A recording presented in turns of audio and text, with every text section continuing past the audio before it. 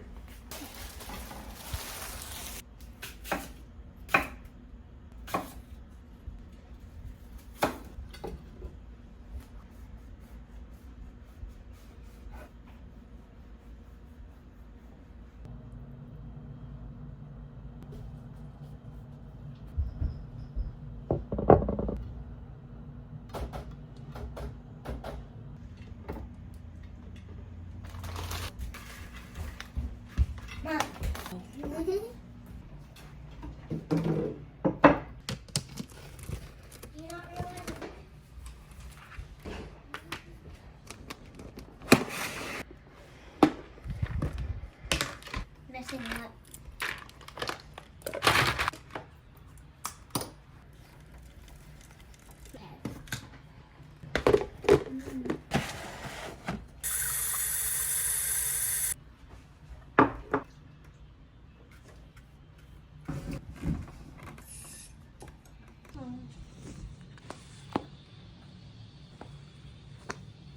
Let's review our emergency information, so address and phone numbers. What do you think this is going to be about? Oh, spider webs. You think he's right? Hot and wet weather, along with an especially big population of tasty gnats, made Etoliko the perfect spot for spiders and turned the town into one big spider party complete with refreshments. But this party left grass, trees, street signs, basically anything that wasn't moving, covered with a thick, sticky web. Okay, Bubby, can you please change our calendar for today? It's February 27th, and it's a Tuesday. In springtime, summer, and autumn, stock graze on that high plain, and before the winter snow falls, they bring them down again. Then the rivers filled with melted snow flow icy deep and fast. One slip midstream on horseback may well be your last. Okay, yesterday we finished chapter 4 in Little House in the Big Woods. Did you get something in your eye? Come here. Yes, they had Christmas Day, and what did they get in their stockings? Mittens. Yes. Mittens, candy canes. Good. All right, so chapter 5, and it's called Sundays. Sunday. Now the winter seemed long. Laura and Mary began to be tired of staying always in the house. Especially on Sundays, the time went so slowly. Laura was bathed first because she was littler than Mary. She had to go to bed early on Saturday nights with Charlotte because after she was bathed and put into her clean nightgown, Pa must empty the wash tub and fill it with snow again for Mary's bath. One Sunday after supper, she could not bear it. Good job. She could not bear it any longer. She began to play with Jack, and in a few minutes she was running and shouting. Pa told her to sit in her chair and be quiet, but when Laura sat down, she began to cry and kick the chair with her heels.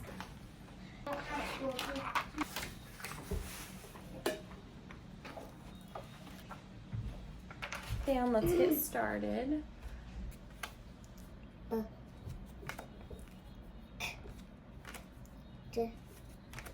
Start math. That's a good exercise.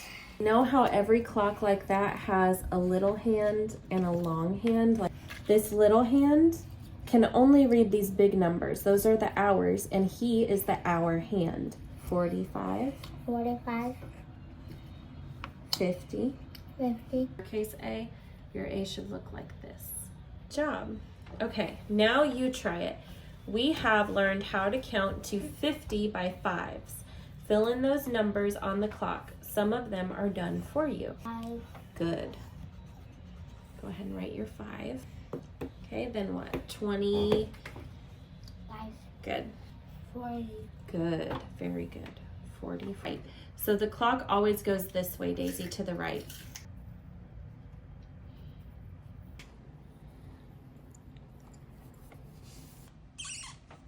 So I get to make 3 though? Yeah.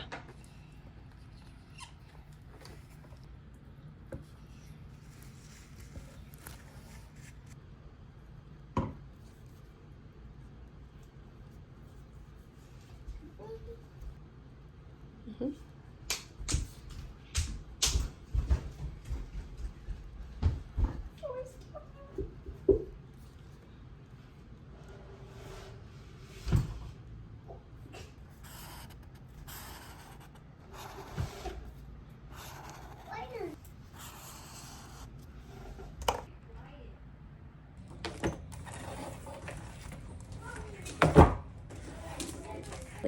As the twins ran off some energy with the jump rope, Mom set up the room for the math game. So like this, 3 times 1 equals 3, 3 times 2 equals 6, 3 times 3 equals 9. All they did was change the order that you multiply in, but the answers are the same.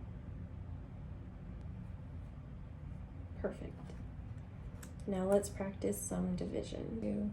2, 3, 1, 4. Yep, 4 in each group. I don't know. At the top, so here's the 3s. 1, 2, 3, 4. 3 times 4 equals 12. Does that make sense? Yeah. How would you do that with 7 times 7? 14. That would be 7 times 2.